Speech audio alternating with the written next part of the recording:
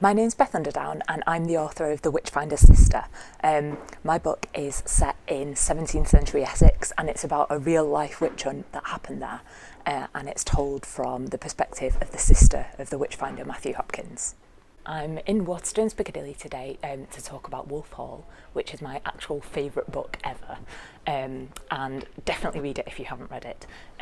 It follows Thomas Cromwell, who starts out as a blacksmith's son, so very, very poor, but it follows him as he rises to become one of the foremost advisors of Henry VIII, and you know that's at the time when Anne Boleyn is kind of about to kind of supersede Catherine of Aragon, so she's kind of coming on the scene and stuff as well. Absolutely amazing and really kind of vivid world, and with this book I think one of the things that makes it unique is that when the characters speak, it's really as if they're speaking in your ear. You really kind of believe them, like all the dialogue is amazing, so definitely read this book. The next book I'm here to talk to you about is The Handmaid's Tale by Margaret Atwood. This book is obviously having a huge moment this year, and it's absolutely brilliant.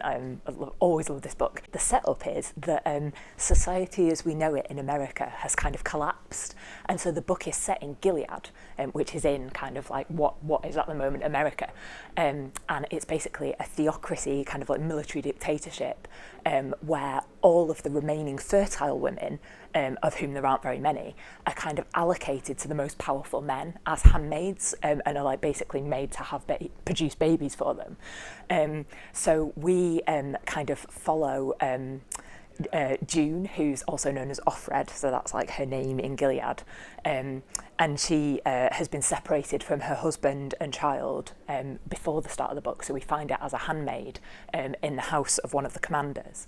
And one of the things that I love about this book is that Offred is kind of outwardly compliant, but inside she's absolutely raging, like from the first page. And I think once we kind of realise that handmaids, if they can't produce babies for the commanders, are kind of shipped off to die, you're kind of sort of turning quite breathlessly after that to kind of discover her fate. So the next book I'm here to talk to you about is M.R. James's Ghost Stories. So these are absolutely brilliant, especially for cold weather. He's my favourite ghost story writer. And M.R. James was he was a Cambridge academic in like the early 20th century, and you can completely tell because loads of these stories are based around sort of ancient manuscripts or like really old cathedrals, and all of that world of detail he just does so well, to the extent that you really sort of believe the stories, you know, you believe what's going on. And I guess he's also sort of, the reason that I like him is that he's kind of the master of the sort of understated chill. So a lot of his stories begin quite casually. So one of my favourites is "Oh Whistle and I'll Come to You, My Lad," which starts out at a kind of academic-y sort of dinner. And one of the academics overhears another saying that he's intending in the holidays to go golfing on the coast at a place called Burnstow.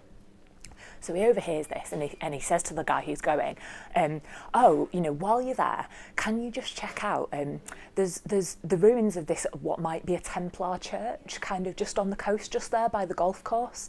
So can you just check that out and see if it would be good for an archaeological dig? Which sounds like such an innocent beginning, but what happens next will absolutely keep you awake at night. So definitely read M.R. James.